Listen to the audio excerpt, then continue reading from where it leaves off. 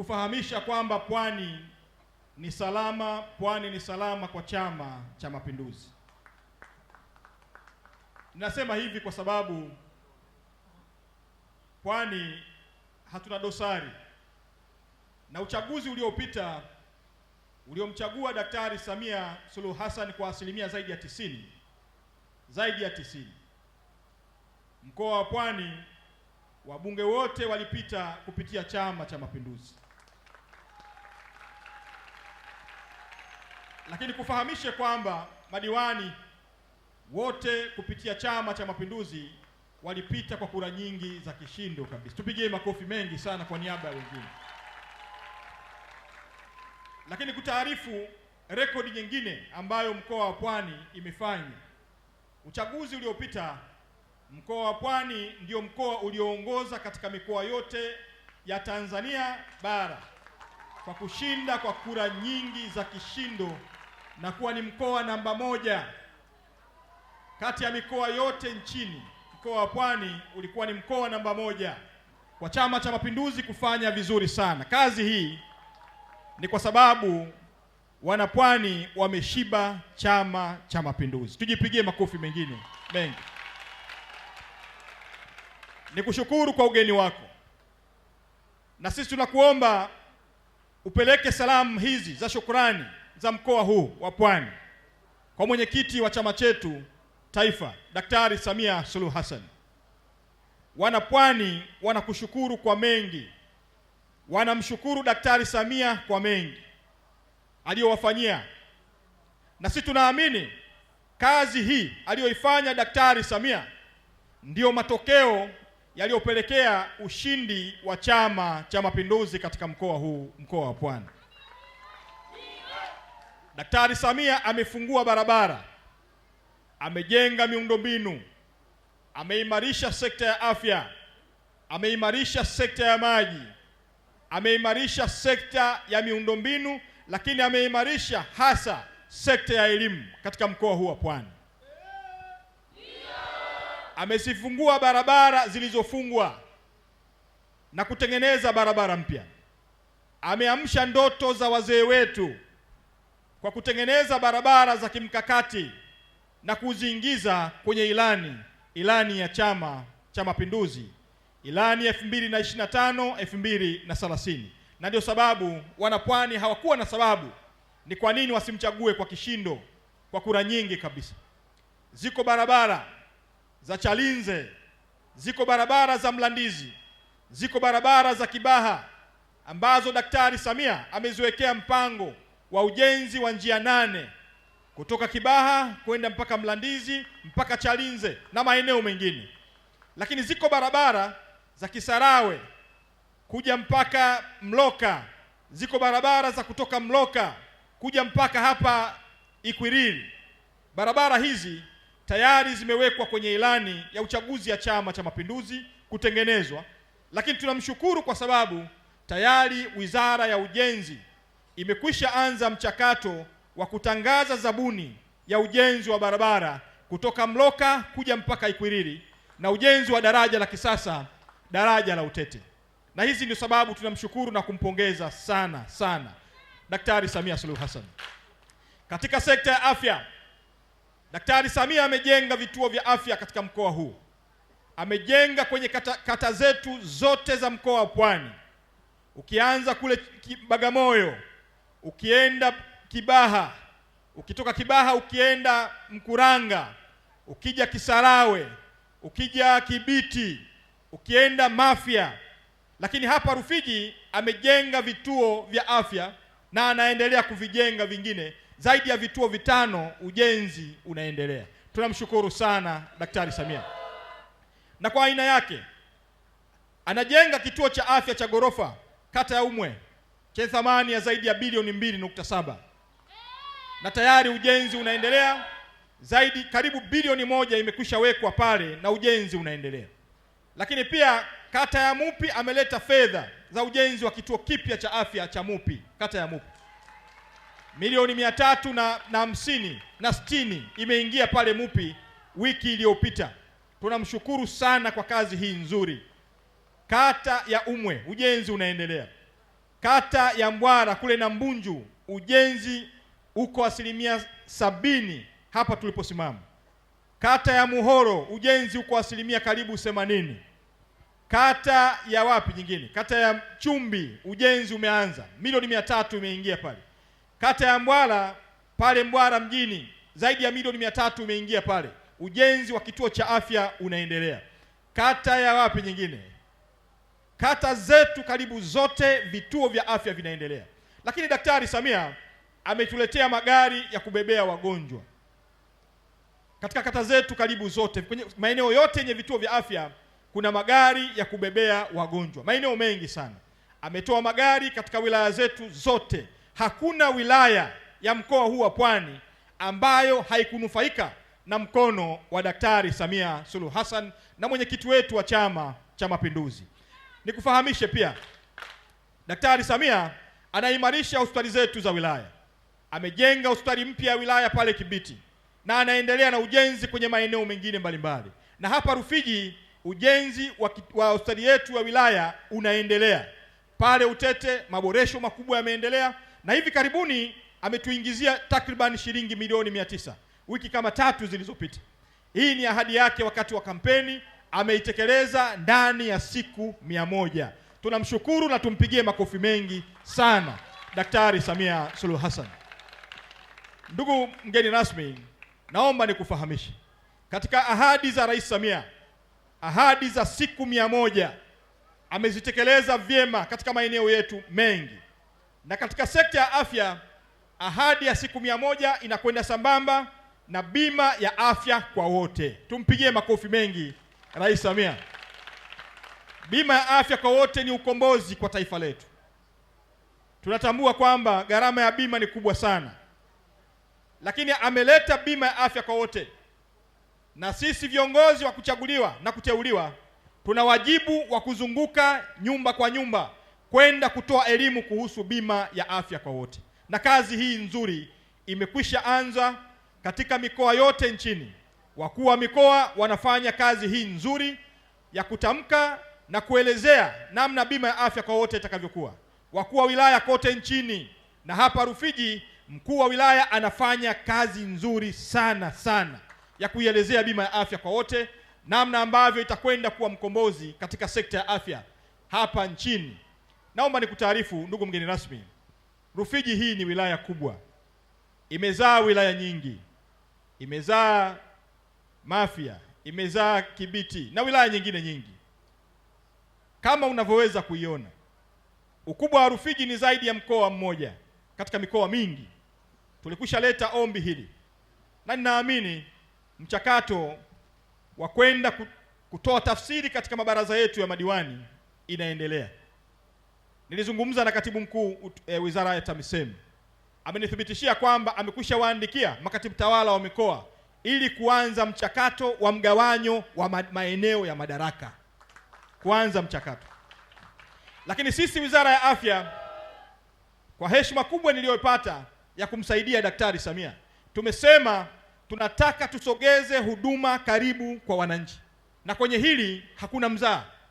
Tunataka tubadilishe mienendo yetu katika sekta ya afya ili kila mhudumu kwenye sekta ya afya afanye kazi kwa bidii kuwahudumia Watanzania katika maeneo yao. Lakini ukweli ni kwamba kama hatutaweza kusogeza huduma za kibingwa na kibingwa bobezi karibu na kwa wananchi, bima ya afya kwa wote itakuwa ni matokeo ambayo yatakuwa na changamoto kubwa kwa wananchi, hasa wananchi wanaoishi mbali. Ndugu mgeni rasmi, naomba nikutaarifu, wananchi kuanzia karibu Kilwa, zaidi ya kilomita 200 kutoka hapa, wanalazimika kusafiri umbali mrefu kwenda Lindi mjini kupata huduma za kibingwa na kibingwa bobezi. Wananchi hawa wanateseka sana. Wananchi wanaotoka Mloka na Ngarambe na maeneo mengine, wananchi wa Kibiti, wananchi wa Mafia, wananchi wa Mkuranga, hawa ni wananchi ambao wanateseka sana kufata huduma za afya. Kutoka Mkuranga wanalazimika kupita Dar es Salaam ili waweze kwenda Kibaha Tumbi kupata huduma za kibingwa na kibingwa bobezi. Wanaotoka Mloka kule wanasafiri kilomita 400 kwenda kufata huduma za kibingwa na kibingwa bobezi. tumesema kama serikali, na kwa kuwa hili ni mamlaka yangu, nimekwisha toa maelekezo kwamba ni lazima tujenge hospitali ya rufaa ya mkoa karibu na kwa wananchi. Na hii haitakuwa Rufiji peke yake. Naomba nikutaarifu, Wizara ya Afya imefanya hivyo kule Mwanza. Tumejenga hospitali ya rufaa kisiwani pale. Kisiwa gani kile? Kisiwa cha Ukerewe. Tumejenga hospitali ya rufaa kisiwa cha Ukerewe, na Mwanza mjini tumejenga hospitali ya rufaa Mwanza mjini kuwahudumia wananchi.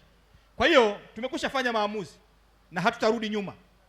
Tumekwisha amua kwamba hapo Nyamwage tutajenga hospitali ya rufaa ya kibingwa na kibingwa bobezi hapo Nyamwage. Tumekwisha amua njia ya kuelekea Utete. Tumekwisha amua. Nilikwisha tuma timu yangu, imekwisha kwenda pale, kwa sababu bima ya afya kwa wote haitakuwa na maana kama mwananchi atalazimika anapopewa rufaa kusafiri kilomita 400 kwenda kufata huduma. Haitakuwa na maana yoyote. Gharama ya usafiri itakuwa kubwa kuliko gharama aliyolipia kwenye bima ya afya. Au uongo, ndugu zangu? Kwa hiyo tunataka madaktari bingwa, madaktari bobezi, wale waliosoma miaka 15 darasani, nao waje hapa Rufiji, waishi hapa, waende wakafanye kazi hapo tulipotenga eneo kwa ajili ya ujenzi wa hospitali ya rufaa ya mkoa wa Rufiji. Tumekushaliamua hili na nimesema hatutarudi nyuma.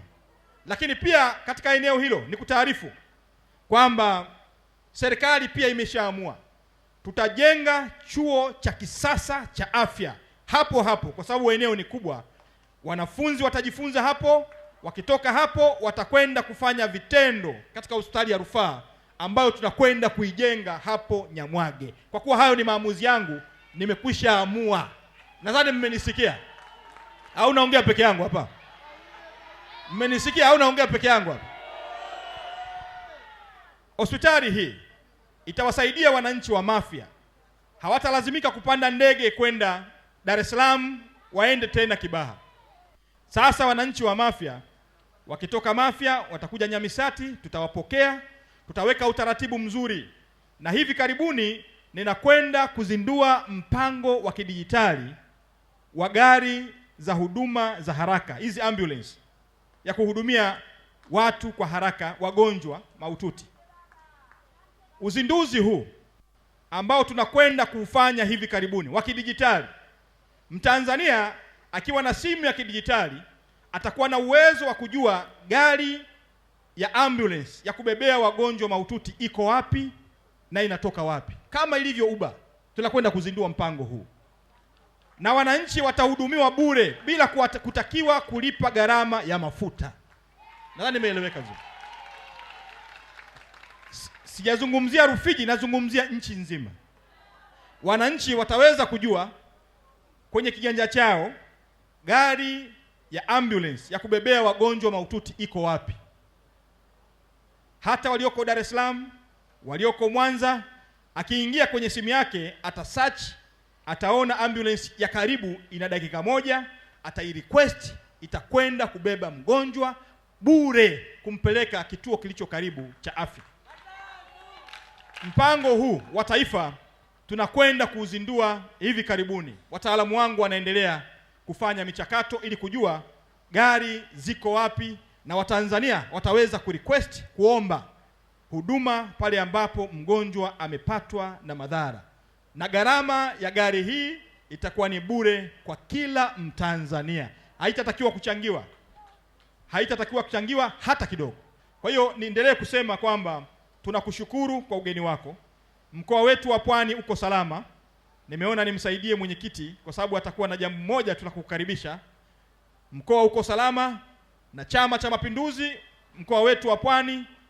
Jambo la pili kubwa tulilonalo ni kuendelea kujenga itikadi kwa Watanzania wa mkoa wa Pwani, kuendelea kusajili wanachama wapya, kuendelea kujenga misingi ya chama chetu.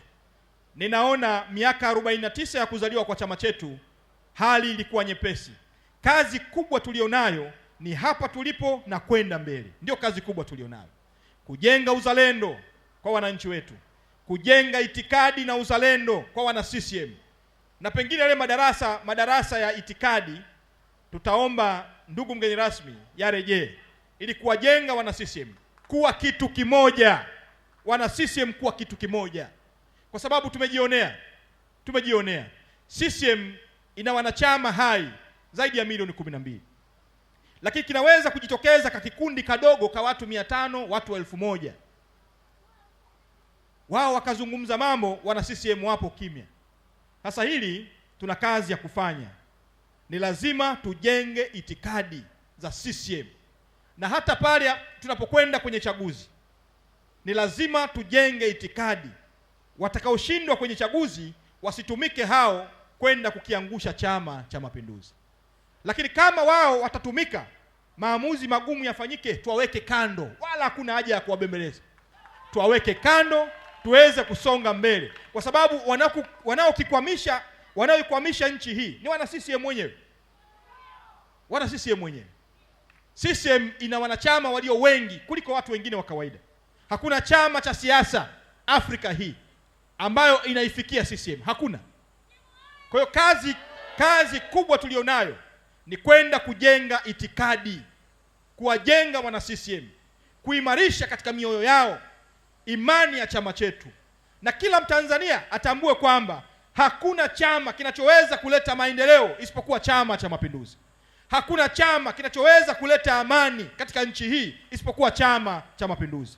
Sisi Rufiji tutaanza hivi karibuni kwa kamati ya siasa kuzunguka, kujenga uelewa, kujenga itikadi kwenye chama chetu, ili kusudi tunapokwenda kwenye uchaguzi tupate watu wenye imani watakaoweza kusimama na Chama cha Mapinduzi. Ikitokea mtu yoyote akileta changamoto ndani ya chama, kikundi cha ndani ya chama kiweze kumdhibiti kwa maelekezo, lakini kimdhibiti kwa kanuni za chama chetu, Chama cha Mapinduzi. Kwa hiyo kazi hii tunayo. Wazee wetu umetukabidhi chama hiki, na sisi vijana wa karne hii ni lazima tukisaidie chama hiki kukijenga na kukiimarisha. Tukifanya mchezo, uhai wa chama chetu utakwenda unapungua mwaka hadi mwaka. Ni lazima tujenge itikadi, tupate wana CCM wenye nguvu, wenye uwezo kujenga ushawishi. Lakini kwa wale waliochaguliwa na kuteuliwa kwenye nafasi mbalimbali, ni lazima wajitoe kwa ajili ya nafasi zao, wafanye kazi kwa bidii. Kwa kiongozi wa kuchaguliwa ni lazima ushuke kwa wananchi, ujenge imani kwa wananchi, na ufanye kazi kwa bidii kwa niaba ya wananchi. Hakuna jambo lingine. Wananchi wanataka kazi, wananchi wanataka matokeo, wananchi hawataki brabra. Ukiwa kiongozi ni lazima uwe kiongozi wa wananchi. Kwa wabunge, sisi wabunge wa mkoa wa Pwani kazi kubwa tunafanya, lakini kwa wabunge, kwa madiwani, ni lazima wawe ni madiwani wa wananchi. Maana yangu ni lazima wafanye kazi za wananchi, wajitoe kwa ajili ya wananchi. Wenye viti wa vijiji, wenye viti wa vitongoji, ni lazima wakafanye kazi za wananchi, waache dhuluma, wasiingize mifugo katika maeneo yasiyoruhusiwa. Wanatupa tabu sana kwenye chama hiki. Watu wanaingiza mifugo, wanasababisha watu wanakasirika, watu wa chama wanakasirika. Ukiwa kiongozi lazima ujitoe, ufanye kazi usiku na mchana kwa ajili ya wananchi. Nadhani nimeeleweka vizuri. Usipofanya kazi usiku na mchana, matokeo yake chama kitapoteza sifa za kuongoza nchi hii, na hatutakubali chama kipoteze sifa za kuongoza nchi hii. Kwa hiyo niwaombe tujitoe. Lakini sisi mkoa wa Pwani, nimalizie kwa mambo mawili. Mkoa wa Pwani, ndugu mgeni rasmi, uchaguzi ulikuwa ni wa amani. Watu walipiga kura asubuhi mpaka jioni, hakuna boksi lililoibwa, hakuna changamoto yoyote iliyotokea, hakuna vurugu. Watu walipiga kura wakachagua viongozi wao. Tunashukuru sana kwa kazi kubwa ambayo mkoa imefanya na wilaya zote zilifanya.